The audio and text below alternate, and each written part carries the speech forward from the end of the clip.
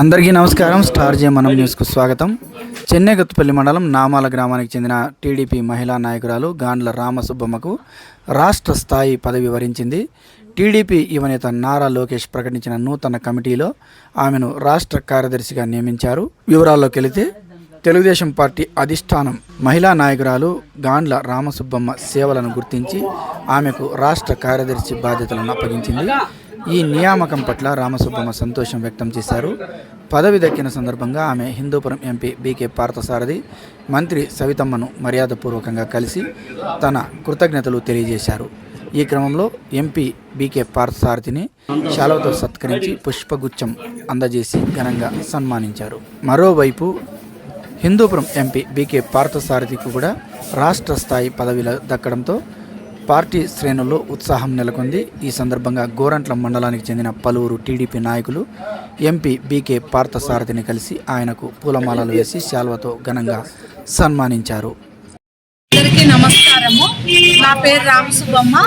మాది చెన్నైగత్తుపల్లి మండలము, నామాల గ్రామం, రాప్తాడు నియోజకవర్గము. ముందుగా మన అధినేత అయినటువంటి జాతీయ పార్టీ అధ్యక్షులు నారా చంద్రబాబు నాయుడు సార్ గారికి 76వ జన్మదిన శుభాకాంక్షలు తెలుపుతూ సార్ గారికి ఆయుర ఆరోగ్యాలు, ఇంకా మన ఆంధ్రప్రదేశ్ పునఃభివృద్ధి చెందడానికి సారికి భగవంతుడు మంచి ఆరోగ్యం ప్రసాదించాలని మహిళలందరం కోరుకుంటున్నాము.